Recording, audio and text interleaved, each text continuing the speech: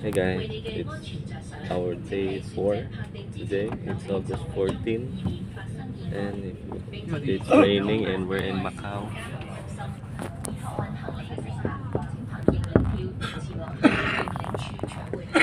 So yun na nga guys, malapit, malapit na hindi kami mag-Macau ngayon kasi need pala yung boarding pass. Hindi namin dinala yung boarding pass. Buti na lang nakapicture ako doon sa airport, doon sa terminal. Hey, yung kilikili mo. So buti na lang na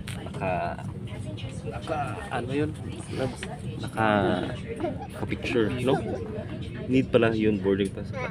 Dahil sa vlog na nakita ko, parang passport na yung hinahanap, pero need pala yun. So tumalapit. So thank God nga naka-picture ako.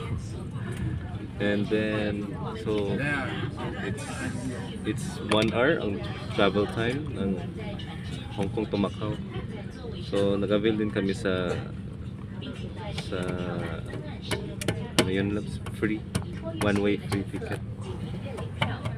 Yung promo is from valid until December 2024. And din si Mom Loves, nagalit ba yun? Nagalit din sa akin or Kasumbag ko na si Ma'am sa'yo. kasi nag-away. Kasi kami palagi siya naiiwan, so nagalit ako, pero okay lang yun kasi we're friends naman. No, enemies mo. It is. Enemies mo ni Ma'am Guys, isama ka. I hope we will enjoy our day trip sa Macau. So that's it, thank you.